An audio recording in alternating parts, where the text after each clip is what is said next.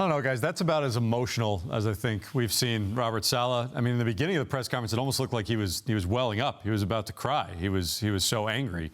Said he wasn't going to comment on the holding penalty. Said he had a lot of thoughts on the Jermaine Johnson non-call, but he was going to stay quiet. But, I mean, he doesn't need to say anything. Right, he doesn't need to say anything for us to understand just how angry he is. And Jermaine, this is something he has to learn. You have to over-exaggerate it, right? When I think Jermaine was so tired because he was fighting, he still had him. He was like, yo, and so he just put his hands up. You got to pull so that the ref can see the separation. Because what Lyman do and Willie and all those guys do it, they pull you to them so it can't be separation. So it looks like you're chest to chest. They don't hold you out here because you can see that. They pull you. What he has to learn how to do is put his hands up and twist and fall. And that's just something that comes with experience. But it shouldn't come to that because it was blatant and it was egregious. And I think it was, clear to the plain eye. But they were too busy on trying to figure out a way to bail, Patrick Mahomes out and let him be the hero. Not saying that it's scripted, but in a great movie, the hero finds a way, right? And, they found a way to find that Sauce, who at this point, I believe that is one of the better players that you don't call that on a star, especially against a scrub, not a scrub, but Valdez-Scanlon into triple coverage. That's a non-call. The ball never had a chance. Yeah. The ball never had a chance. Triple coverage. C.J. Mosley's coming in, bearing in on him and hitting him, and it came so late that it was like, what happened?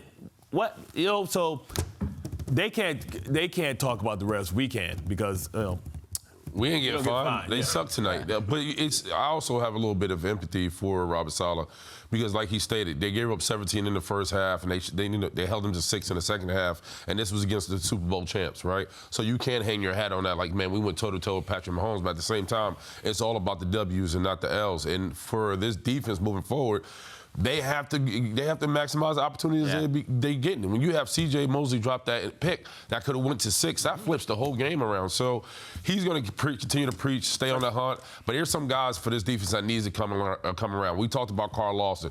We're going to put you in the milk carton, brother, because we can't find you. You talk about, we can see. We can see why he wasn't out there. Yeah, he's a little green. A couple things he did out there, you say, I can see why you're sitting on the bench. But there's some other guys. Solomon Thomas, bro, we need you to be a factor in the run game. You was non-existent. So there's some things there was some guys up there, man, they're going to have to do better. But overall, defense fought hard. I think tonight's one of those nights where you could be really pissed, and then when you go back and watch the film this week, then you worry about the opportunities that you missed in the game. That didn't have to do with the refs. The fumble was big. The fumble was really big. Right. Before the half, Zach did miss Garrett on he could still be running, honestly, it looked like. And there was little things, right? It's hard to get on them like that because Saleh looked like that because he's wearing the emotions of his team that scratched and clawed to beat the reigning champs. And they probably felt like an embarrassment at first. Right. And they might feel like, hey, we're not saying we deserve to win. We deserve to have an opportunity to win. So it's hard to carry all those emotions right now. Right. And again, nobody's saying this is a perfect game that the Jets played by any stretch of the imagination. But it's better than what we saw last week. And they never are. So hold on. And that, by the way, forget about Jets post-game live. Forget about Chiefs post-game live.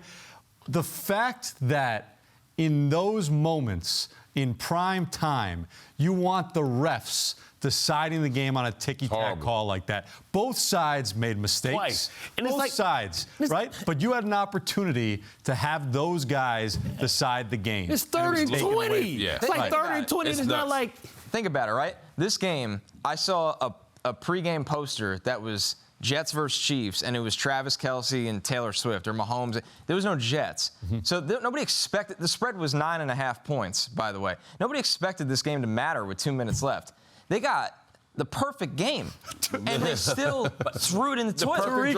Tirico even talked about it on the broadcast that him and Collinsworth had been going over album names and lyrics. Time killers. And they said, and all of a sudden, we've got ourselves a ball game. It was tied. Right, and again, for it to be taken out of the hands of the players, that is the issue. And there's plenty to dissect, negative and positive, but it should not have come to that.